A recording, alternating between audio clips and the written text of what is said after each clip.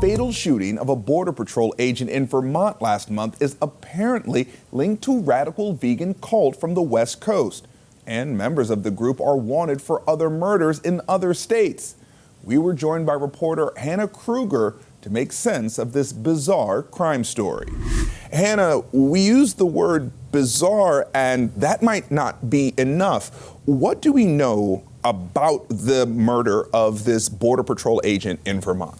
Yeah, so started out as a news story of two people had engaged in a shootout with a Border Patrol agent and other law enforcement in Coventry, Vermont, near the border. And it seemed, scary but simple enough. But then as more news came out, it turned out that these were two people that people in the Northeast Kingdom of Vermont, the rural, lower income area, were noticing these two people about. They wore tactical clothing everywhere they went. One of them was open carrying a gun, which, isn't unusual, but draws some notice. And they were staying at hotels and supposedly looking for property to buy in the area. So people were aware that they were around, and this traffic stop started out relatively benign and escalated extremely quickly when one of the assailants, Teresa Youngblood, got out of the car and opened fire on the officers. And the other person in the car, a friend of hers, was shot and killed, and then a Border Patrol officer was shot and killed. They were able to detain her on the scene. And that was the beginning of what we thought was the end, but it turned out it's a whole other can of worms. Yeah, the can of worms, right? This is just the beginning, because Teresa Youngblood has a fiance. How does this person figure into what happened in Vermont? Right. Yeah, we're not just interested in Teresa's fiance just for fun. This person was arrested just days after the shooting on the border, but not for the shooting on the border, for another murder in California. In this case, the stabbing of a guy, elderly gentleman named Curtis Lind, who was the landlord of a collection of RVs and trailers in just outside San Francisco. He was stabbed to death in broad daylight, and police have determined that Maximilian Snyder, Teresa's fiance, is the most likely suspect. At the outset, we talked about them possibly being a part of a fringe group called the Zizians. How does this kind of cult-like or group factor into this story at all? Yeah, so these are obviously two really erratic episodes of violence that seem disconnected.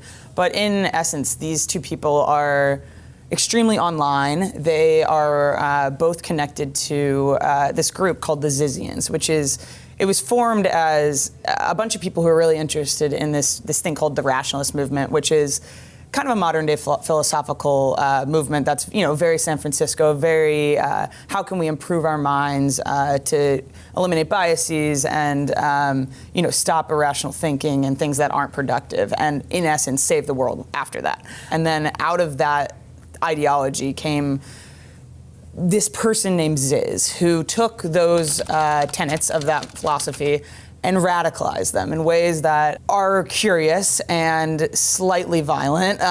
There's tenets like, veganism is the only way and carnism is genocide of animals. There's the belief that your brain is divided into two hemispheres and you're different people in each. There's the belief that revenge is not only okay, but encouraged if a person is evil.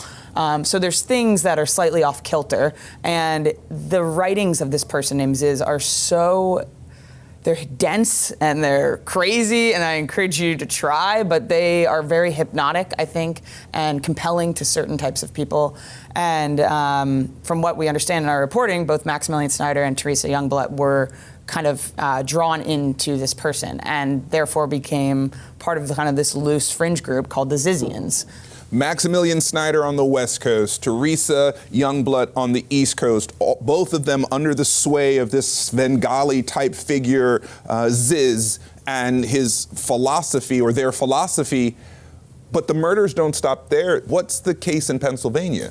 Yeah, so also connected to all this is a case from 2 years ago, mind you, wherein a couple, Richard and Rita Zakos, were home on New Year's Eve, and then they didn't show up to care for their grandmother the day after, and then the day after that, police go to the house and they find them shot dead in their bedroom, which is, I mean, it's a horrible crime. It was senseless. It was a real mystery, and soon their daughter is detained in relation to this, and their daughter, Michelle Zako, is living in Vermont, mind you, at this time.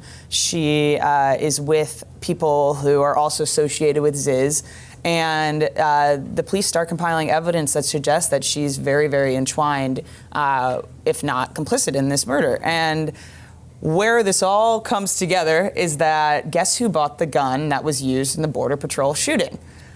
Michelle Zako. Okay. So this is a series of 3 murders, 4 people dead, 2 people of the cult dead along the way, and it's all connected to this fringe group of people.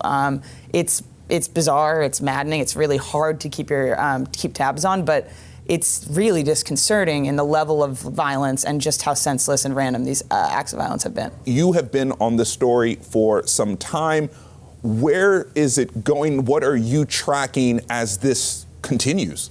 So we have some court dates coming up because Maximilian was arrested and Teresa was arrested. And then meanwhile, no one knows where Ziz is. Yeah, Ziz is at large. Michelle Zako is at large. Other members of the cult are at large. Some of them have wound up in jail for other forays with law enforcement that we'll get into next time. Absolutely. But I would say that there's still a lot of question marks as to what happens next and if law enforcement will go after some of the more fringe characters and make an arrest in the Zako murder, which is now over 2 years old. This is an extremely challenging story, but nobody better than investigative reporter Hanna Krueger to be on it and making sense of it. Thank you so much for joining us. Thanks for having me.